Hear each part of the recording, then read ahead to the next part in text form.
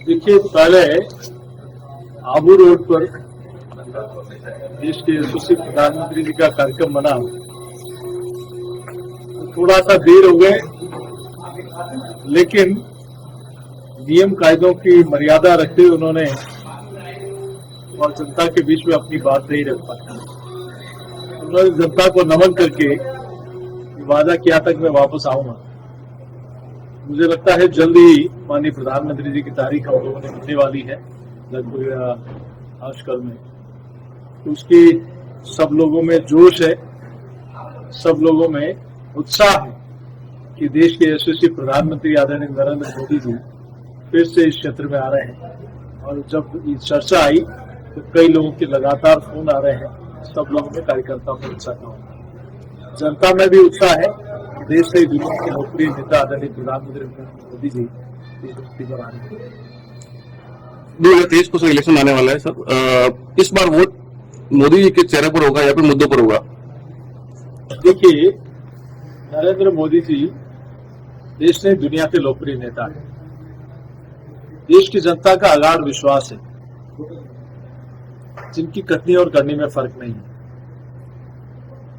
जहां इस देश का गांव, गरीब, किसान, पीड़ित, शोषित, वंचित हर वर्ग उनको अपना मानता है, वो उनको अपना मानते हैं।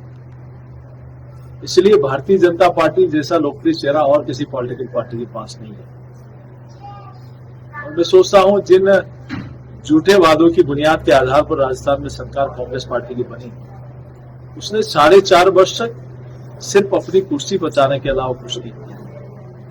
इसलिए जनता में आक्रोश इस बात का है कि आपने कहा कि हम कर्ज माफी करेंगे, आपने कहा कि हम बेरोजगारी बता देंगे, आपने कहा कि हम बिजली का दाम 1 यूनिट भी पैसे का 1 पैसा भी पर यूनिट का नहीं बढ़ने देंगे, आपने कहा हम सुराज लाएंगे, आपने कहा महंगाई मिटा देंगे।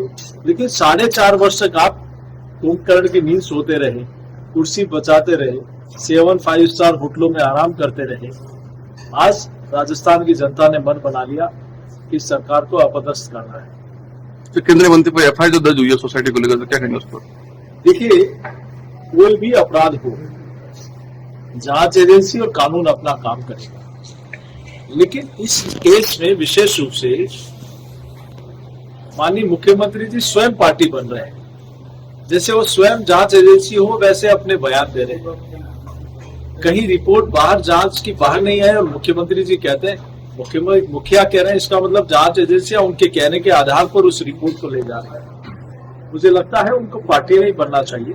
जांच एजेंसियों को स्वतंत्र रूप से काम करें, जांच आएगी तो सबके सामने आएगी। सर, आपकी चित्तौड़ की सभा हुई थी, उसके बाद मुख्यमंत्री ने कहा था कि भाजपा हमारे पर जितना पत्थर मारेगी, हम उसके मकान, स्कूल और हॉस्पिटल बनाते जाएंगे और गरीबों के हित में काम करते रहेंगे। कितना हितैषी मानते हैं गरीबों का आप? देखिए, गरीबों की हितैषी होते तो गरीब को कैंपों में इतना गर्मी में बुलाते नहीं हो। आपके पास सूचियां बनी हुई है, उन्हीं को तो लाभ देना है। मोदी जी ने किसी व्यक्ति को किसी कैंप में नहीं बुलाया।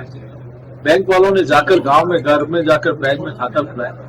आज किसान सम्मान निधि का पैसा उस खाते में जाता है, प्रधानमंत्री आवास का पैसा खाते में जाता है, शौचालय का पैसा जाता है, जननी सुरक्षा का योजना पैसा जाता है, आयुष्मान भारत का पैसा उसी खाते में जाता है। इवन नरेगा के मजदूर की मजदूरी भी उसी खाते में जाती है, उसको कहीं जाने की आवश्यकता नहीं पड़ी। आपको आश्चर्य होगा, प्रदेश कांग्रेस कमेटी की बैठक बिरला ऑडिटोरियम में हुई, उसमें साफ का एक पीपीटी में कि हमें लोगों को एहसास कराना है कि हम कुछ दे रहे हैं। आप किस बात का एहसास करा रहे हैं? आप उस गरीब को गरीबी का एहसास करा रहे हो। 60 वर्ष तक आपने सिर्फ नारे दिए, इंदिरा जी आएगी, गरीबी मिटाएगी, कांग्रेस आएगी, गरीबी मिटाएगी। आप जनता की गरीबी तो नहीं मिटा पाए, लेकिन कांग्रेस की गरीबी जरूर मिट गई।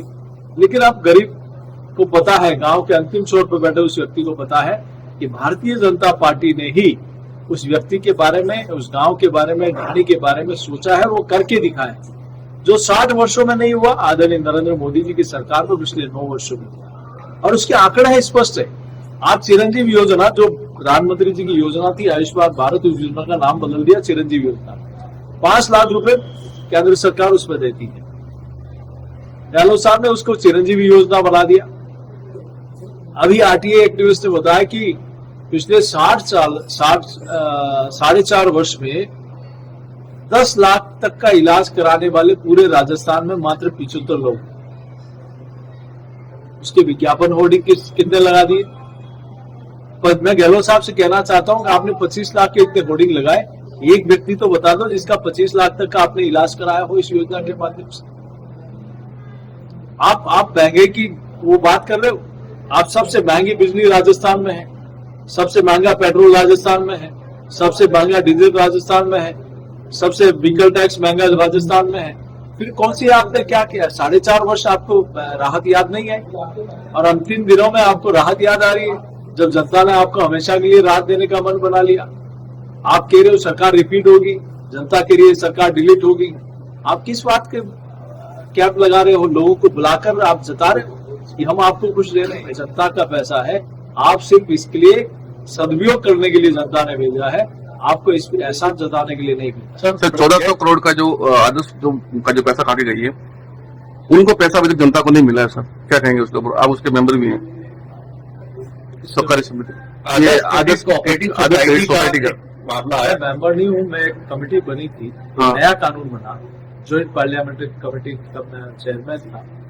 वो एक कानून बना था जिसमें वो कानून राजस्थान में है तो वो मध्य प्रदेश में भी काम कर रहा है, गुजरात में भी काम कर रहा है। स्टेट देखता है केंद्र का मामला, केंद्र देखता है स्टेट का मामला। मल्टी स्टेट एक्ट भारत सरकार ने अभी बनाया, तो उस दायरे में आएगी। उसका अलग एक लोकपाल होगा, उसकी एक चुनाव प्रक्रिया होगी, उसकी एक नियमित विधि प्रक्रिया होगी, उस आधार पर होगी, ताकि भविष्य में इस प्रकार से जनता के साथ विरोध करने वाले कभी जनता के साथ धोखा नहीं करते।